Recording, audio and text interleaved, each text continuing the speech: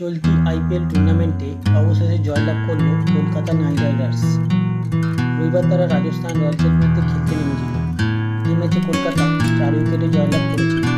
তবে এই জয়ের নায়ক অবশ্যই রিঙ্কু সিং। তার অপরাজিত হাফ সেঞ্চুরি দৌড়াতেই কলকাতা আজকের ম্যাচটা জিততে পেরেছে।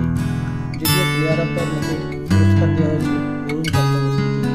কলকাতা নাইট রাইডার্সকে এই ম্যাচ জেতানোর পর রিঙ্কু সিং বললেন, যখন রানের খরা শুরু হয় তখন অনেক চিন্তাভাবনা মাথার মধ্যে ঘুরপাক খায়। আজ পুরো শট খেলতে গিয়ে আমি ইতস্তত বোধ করিনি। আমার শুধুমাত্র একটাই কথা ভেবেছিলাম, ম্যাচটাকে যেন আমরা শেষ পর্যন্ত নিয়ে যেতে পারি।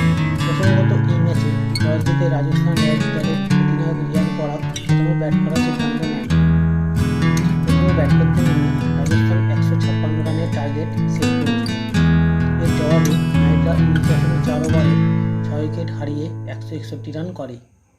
সবথেকে বড় কথা, এই ম্যাচে রিঙ্কু সিংকে ফের একবার সেই পুরনো মেজাজে দেখতে পাওয়া গেল।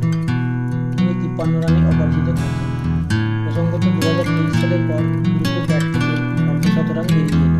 যদিও রিঙ্কুর সামনে রাস্তাটা খুব একটা সহজ ছিল না, কারণ রবীন্দ্র জাদেজার বলে আর একটি ক্যাচ হাতছাড়া করেছিলেন নামিদের বার্গার। এই ব্যাপারে রিঙ্কুকে প্রশ্ন করা হলে তিনি বললেন, যখন মাথা কাজ করে না তখনই এই ধরনের শট বেরিয়ে আসে। ঈশ্বর আজ আমাকে সাহায্য করেছেন। এই ইনিংসটা অবশ্যই আমার আত্মবিশ্বাস বাড়াবে।